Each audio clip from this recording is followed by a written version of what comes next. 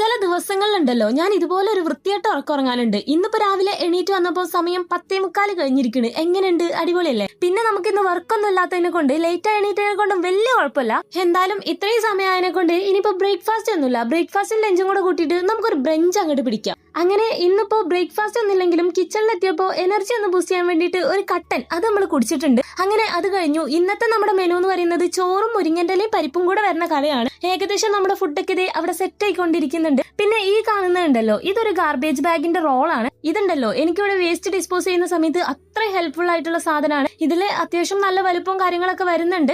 Amazon, Flipkart, Instamart അങ്ങനെ എല്ലായിടത്തും ഇത് അവൈലബിൾ ആണ്. അങ്ങനെ അതൊക്കെ കഴിഞ്ഞപ്പോ നമ്മുടെ ഫുഡ് ഇവിടെ റെഡി ആയിട്ടുണ്ട്. ഇന്നത്തെ പ്ലാനില് മുരിങ്ങയിലക്കറി മാത്രമായിരുന്നെങ്കിലും ഇന്നലത്തെ കുറച്ച് സാമ്പാർ ബാക്കി ഇരിപ്പുണ്ടായിരുന്നു. അതും കൂടെ ചൂടാക്കി എടുത്തിട്ടുണ്ട്. അപ്പൊ ഇങ്ങനെ നമുക്ക് ഇന്ന് 2 കറിയുണ്ട്, പിന്നെ ചോറ്. അങ്ങനെ എന്തായാലും അതൊക്കെ കൂട്ടിയിട്ട് നമ്മൾ ഫുഡൊക്കെ കണ്ട് കഴിച്ചു. കുറച്ച് നേരത്തെയാണ്, കാരണം ബ്രേക്ക്ഫാസ്റ്റ് ഇല്ലല്ലോ. അപ്പൊ കുറച്ച് നേരത്തെ ഫുഡൊക്കെ കഴിച്ചിട്ടുണ്ട്.